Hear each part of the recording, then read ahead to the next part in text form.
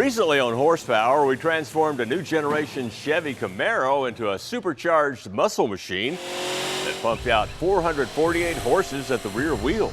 You got a powerful Camaro. Hey, thank you. I appreciate it. Well, wait till you see what's in store for its new old competition.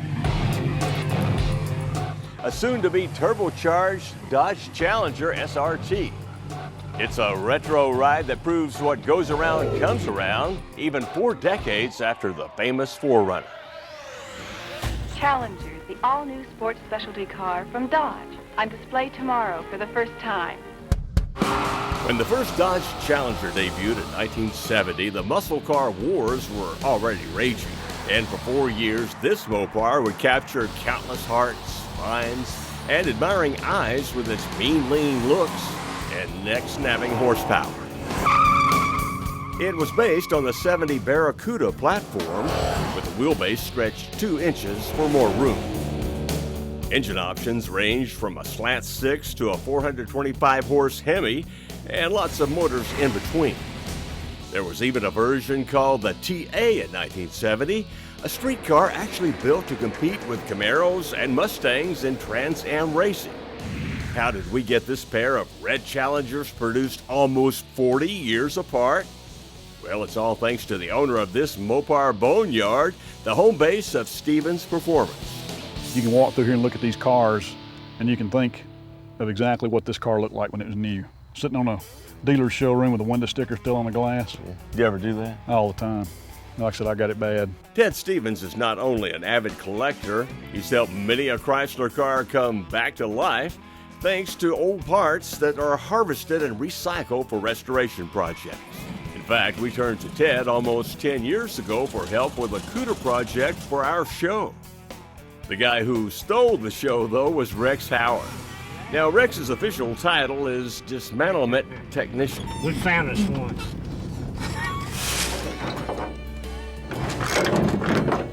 Whoops, dropped my ring. Oh, we're doing good.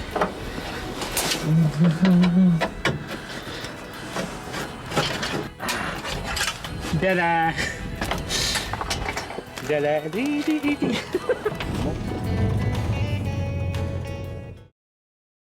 Rex has been with us for 25 years.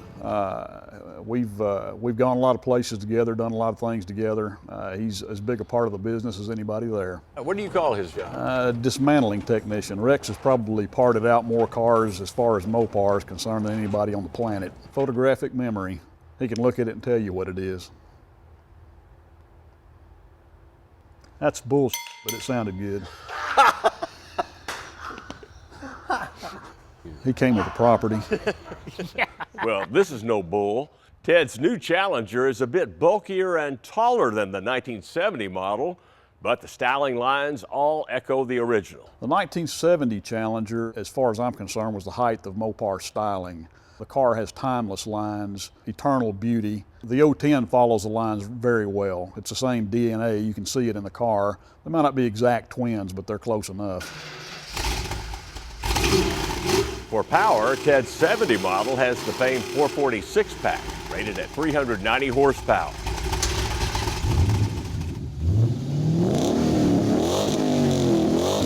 His new Challenger's got the King of the Hill 6.1 liter Hemi that makes 425 horses. But we're going to improve on that. See, we're getting ready to install a twin turbo system from Hellion Power Systems. Now, the kit includes twin 58mm Turbonetics turbos that are capable of 550 horsepower apiece, plus the intercooler, blow-off valves, and all the piping you're going to need for a nice clean install. Now, the guys at Hellion also include air filters, spark plugs, wiring harnesses for the booster pump, and 58-pound SRT4 injectors. Now, as you'll see, one of the coolest things about this whole install is you don't have to make any modifications to the car, like tapping into the oil pan. That's right, it's a direct bolt-on. Come back. Before we lay a hand on the newer Challenger's motor, though, we got to get some baseline numbers on the dyno jet. See the hole underneath the control arm right there? And right away, Rex jumped in to help strap her down. Too old for this. He's done that before too.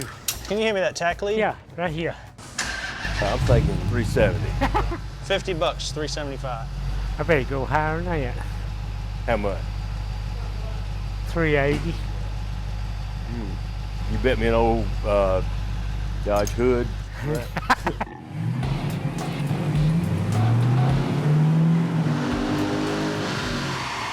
367 is our best number. You guys happy with that? Yep, that'll work. You Rex? Man, not bad for a car with leather seats. So we got a cool car, a solid baseline, a new turbo kit, some great company. All we need is some more horsepower. We'll see what we get after the break. Just a little bit. Horsepower's back, and we're ready to turbocharge this new generation Dodge Challenger. It's got a 6.1 liter Hemi that just laid down a 365 horse baseline.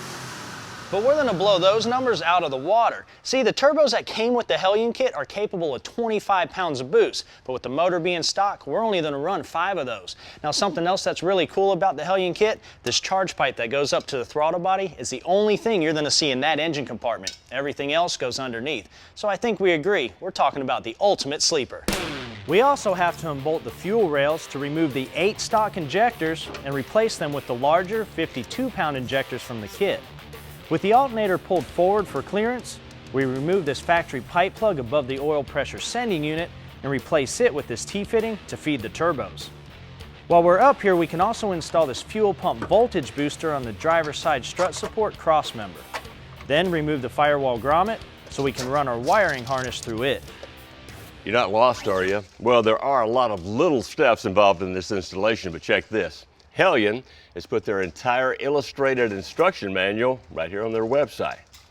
The replacement plugs from the kit have a solid core that can handle a lot more heat. You ever found any snakes out there? Yeah, Really? yeah. I laid down on one day. Needless to say, that man didn't get his part that day. He didn't.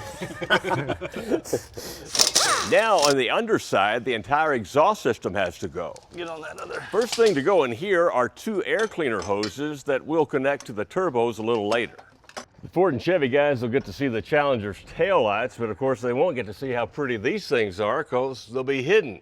Now Hellion ships these turbos assembled on what they call a pod here, and as we told you earlier, each is 58 millimeters, and that's determined by the size of this inlet on the compressor. Here's something cool. The factory heat shield that insulated the catalytic converters now provides heat shielding for the turbos. And since they're so close to the headers and the exhaust supply, that'll make for fast, efficient spool up. Each turbo has to be clocked so that the oil feed is vertical. Then they can be cinched down.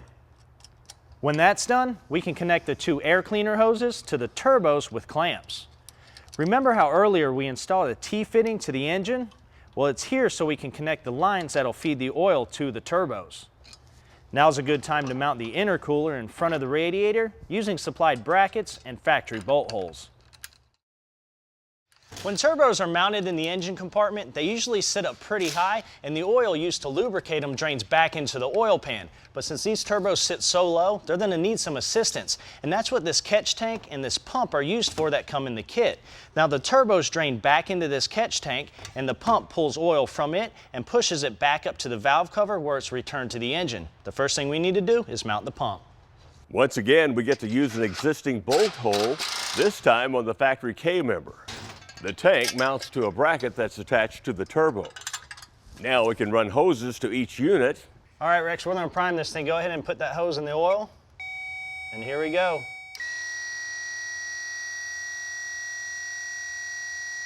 There you Getting go. close to the bottom. That's it.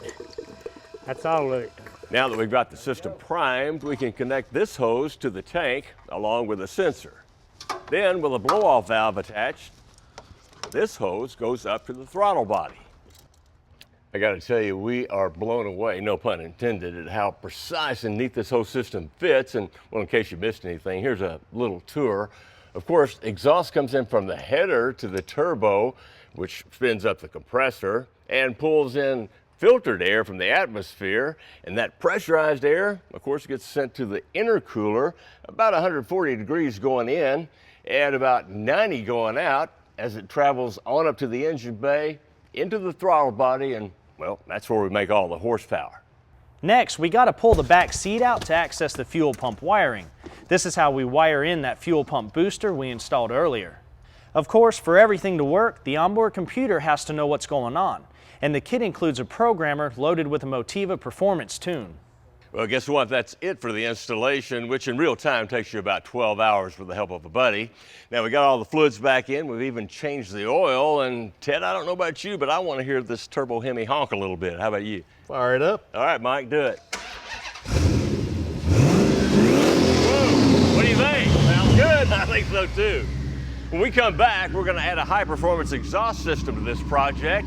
And then, yep, payoff time on the chassis dyno. We'll be right back. What do you think?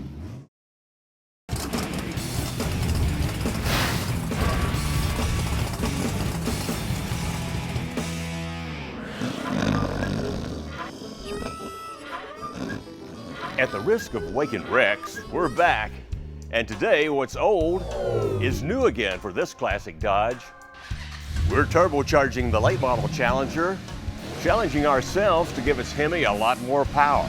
That is, with the help of our guest Mopar gearheads, Ted and Rex. You're going to have all these specialized tools to work on these things with. You can't just do it with a claw Hammer hammer. and chopping axe. No, that won't work anymore. Our Hellion kit is a true bolt-on system, and using only 5 pounds of its 25-pound capacity, we're shooting for at least an extra 100 new horsepower at the rear tires.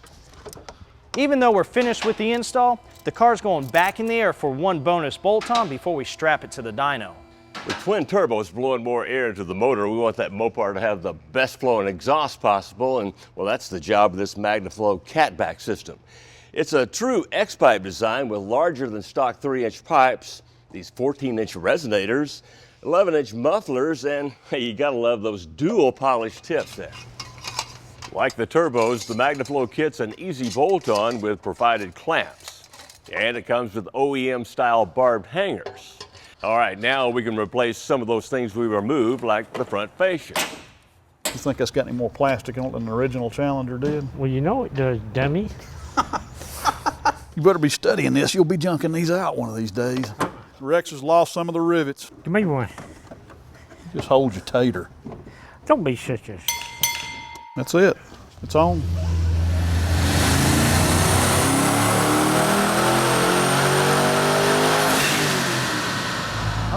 Well, 466, that's 101 over the baseline. Yep. That's good. 100 horses, Rex. Yeah. You like that? Yeah. Yeah. Let's let it cool down and make another one, though. Sounds good.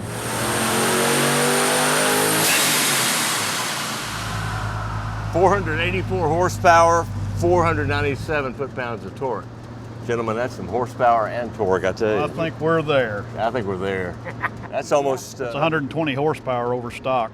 Now keep in mind, this thing's still really fresh, so we only ended up running about 4 pounds of boost through it. But with those type of gains, that's pretty impressive. Now these things are set up on a 10 3/4 to 1 compression ratio, but they've got stout bottom ends and 4-bolt mains. So do a piston swap, bring it down to about 8.5 to 1, and this thing is capable of big power. Heck, the turbos are capable of 1100. Horsepower wars are on again, and I think Mopar has a great entry in this new Challenger SRT. I think that we're on the right track. Enjoyed having you. Be safe in that new turbocharged Challenger, all right? Pleasure. We'll enjoy it. Rex, you can come back anytime, all right? Okay, we'll leave him at home. Okay. Give me a hug. Oh, my gosh. Y'all be good. This is great. It's the 70s all over again. I think the next generation's in good shape with this car. There's no doubt about it. Spark plug wires play an important part in your engine's ignition system. But what makes one wire better than the other? A lot of guys will tell you it's all about ohms of resistance, but a lot of guys got it wrong. You see, ohms refer to static energy transfer. Spark plug wires carry energy pulses. The material used is what really makes the difference.